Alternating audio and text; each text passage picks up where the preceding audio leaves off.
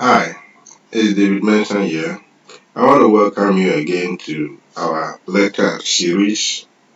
Today we're talking about the security market line, a follow-up lecture on the benefits of diversification and the concepts of systematic and unsystematic risk. In our previous video, we were able to establish that in a multi-asset environment, the only relevant measure of risk is the systematic risk component.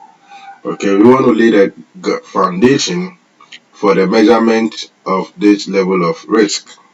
We want to lay the foundation for the measurement of systematic risk. Okay, so a quick recap. Let me quickly go through the points that we have. These things can be proved, but we don't have much time for that. So I want to trust that you will be able to follow the discussion attentively.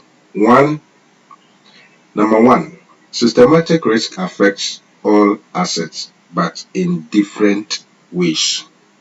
Let me clarify this statement. In our previous example, we saw that total risk is made up of systematic and unsystematic risk. And in a situation whereby an investor has put his money in two different assets, we are saying that that investor should only be rewarded for assuming only the systematic risk. Okay, now let me put this in context. Let's say I have 100,000 Ghana cedis to invest, and I decide to invest part of the money, 50% of my money in Tallow Oil, which is an oil producing firm, and then 50% in agriculture. Okay, now we are saying that the investor in this case must not be rewarded for the standard deviation of the portfolio, but should only be rewarded for systematic risk. What does this really mean in terms of the two investment that I've just talked about? One, we should not be rewarding investors for specific risk or risk that is very specific to the various investment. For instance, if you put your money in tallow and oil firm, you know that by the nature of their business, they are likely to suffer fire outbreak.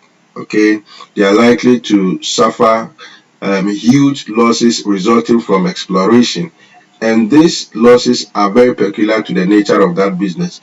You are not compensated in terms of return for any of these risks because it is specific to the tallow oil business or the oil business. And again, if you put your money in agriculture, we are saying that you should also not be compensated for specific things that happens to agriculture. Okay, like pests.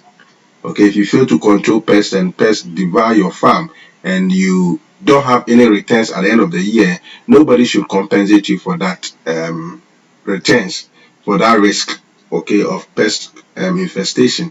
But what you should be compensated for is a risk that affects both companies.